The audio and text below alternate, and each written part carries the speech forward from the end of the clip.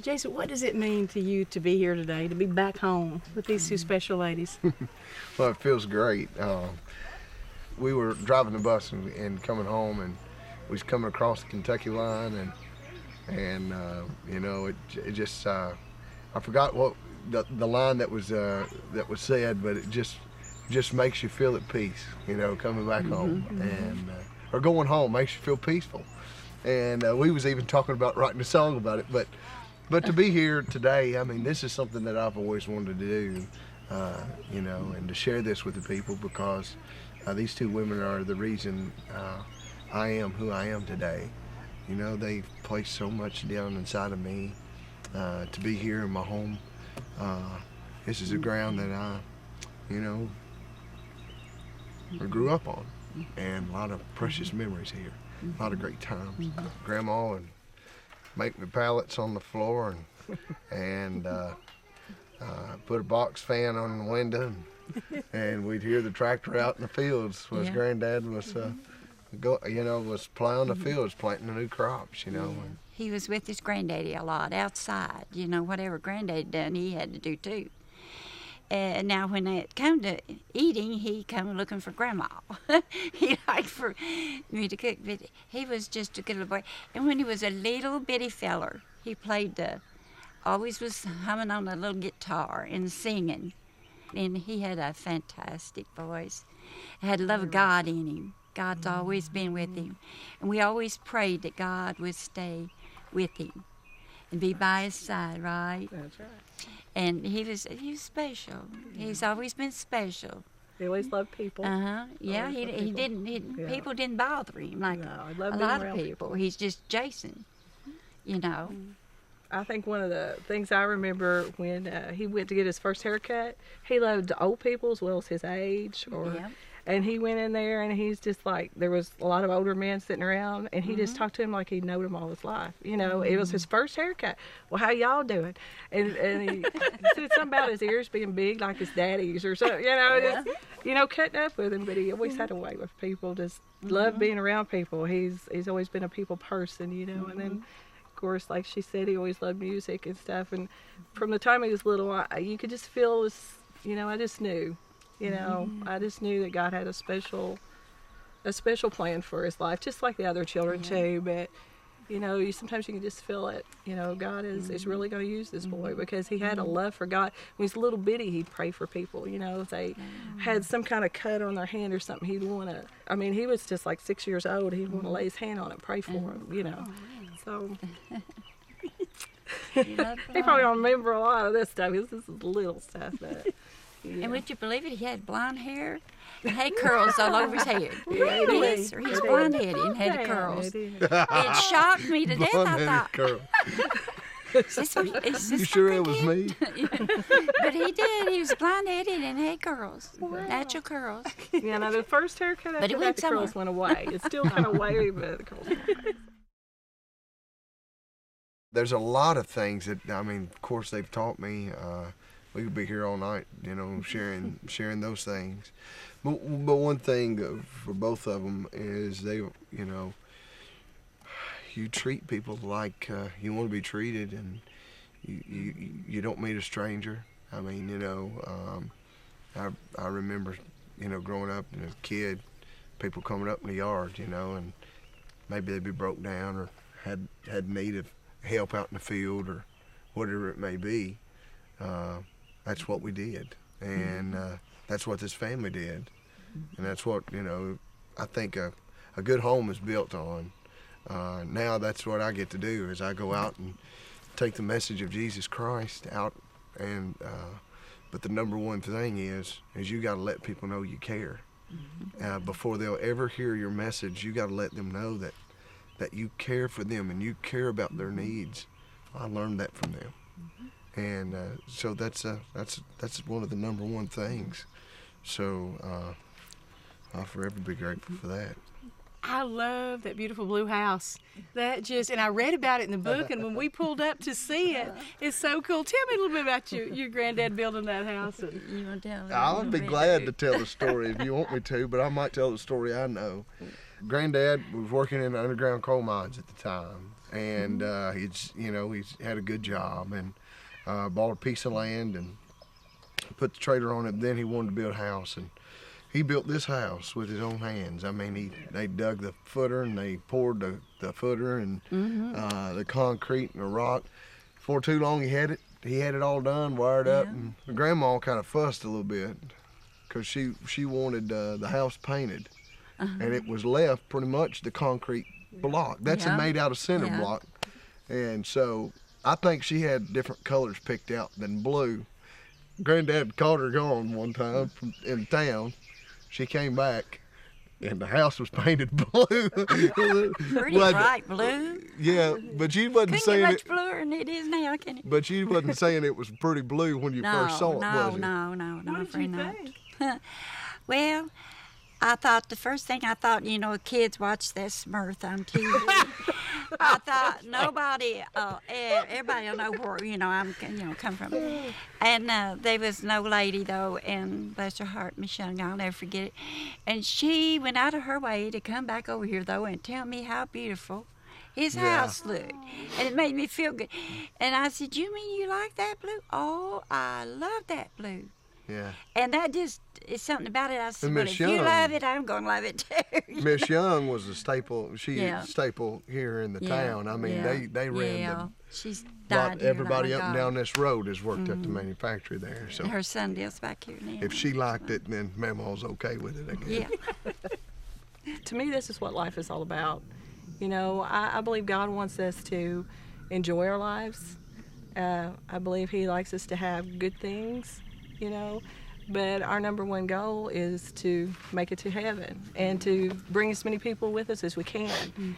And when they win us soul, I like to think I'm a little piece of that too, and it just lifts my heart, lifts my spirits. And I really look on like Facebook or whatever. I talk to them and I say, well, what happens? And they'll say, well, we had so many come to the altar, and I say, praise God, that's what it's about, And so I'm so thankful for all his awards. I mean, I couldn't be no more proud, and I've known he has it in it, but I also know that God has shown him favor, and I think it's because that he does put first things first. I'm proud of all of my children, and I always told God, I said, wherever you take them, I miss them because, there's a lot of times I haven't got to spend as much time as I'd like to with them, but I say, Lord, I'll try never to complain, as long as they stay saved and working for you. And I've tried to keep up to my end of that, with the Lord. I'm very, very proud of all he's accomplished. He's a hard worker. I mean, he knows how to work out in the field, just like he knows how to work, in his music and stuff. And I mean, he's everything hasn't just been handed to him, but I thank God for all the things he did throw his way. I'm very proud of him, and being a grandmother too. When he was my first grandchild, and then of course I got to having them one in a row. I've got lots of grandkids, but he's always got a special place in my heart. And I remember some minister. I don't remember who he was now, and I believe he was at Oak Grove. Where we're going tonight. And but anyway, he laid his hands on Jason, and he told him then he was going to be a minister, and different things. He talked over you, and he's done everything that man said. Was that Brother Dwight? Dwight Small. I bet that was Brother Dwight Small. And he's amazing. He's got a voice that, maybe, I don't want to brag too much, but he's got a beautiful voice. It seems like no matter if you go to compare it to somebody's, it's his voice, and it just seems like it comes out of him. And it's just him. Once in a while, Adam sounds a little bit like him, but not very often. But every now and then, he sounds a little bit like you, Jay. Yeah. But you are. You mean Aaron or Adam? No, Adam. Both of them? Yeah, Adam. Every once in a while, he sounds like you when he sings one of your songs. Yeah. And boys can sing, can't they can. Yes. It's hot out here, isn't it, Grandma? Yes, it is. You can tell we're out in the country. Yeah. That's Dogs what are it's all about, barking, bugs are biting. Yeah. We're wiping sweat, drinking sweet tea out under the shade now tree. that's what we need. Believe me. I think that's a song. I don't know if it's gospel, but it's a song. I Bugs never are heard that biting. one, I don't think. Bugs are biting. We're wiping sweat. And dogs are barking and drinking sweet tea down here in Beaver Dam. Yeah, that's Gotta true. love the country. I do love the country. I do too. And I don't think I'd want any other kind of life, and I don't think I'd trade. You don't want to move to Nashville? No, I don't think so. No? No, I believe I'm just rooted. Yeah. And I don't think I've got too much longer around here, but as long as I've got, it's going to be, I believe it. Right here. Uh-huh. But my grandkids are good to me. I thank God for that, and I thank God for Jason. I don't think there's ever been a time that I had called him about something that he didn't take time out to call me. And he'd say, I'm going to call you back. I said, I wonder if he will. And it wouldn't be very long till he would answer my phone call back. And I thank God for that. I thank God because, I don't usually bother them unless I know it's something important. We're crazy busy, aren't we? Yeah, Mamaw? they're busy. And I know that. And I know what that is. I miss home, though. Yeah, I miss it. yeah, She understands, y'all. Yeah. And that's one good thing about it. yeah, They understand what I do and why I do what I do. yeah. There's you remember this song, I think it was Shenandoah had it out. It said, no matter what you've been doing, Mama knows. Yeah. Remember? And, well, that was the way it was for me. Mama and Grandmama always knew. I mean, they always knew. I don't know if they snooped or what, but they just knew. But there would be times, that they were just so connected, and be in prayer and feel, sometimes something just didn't feel right, they'd pray.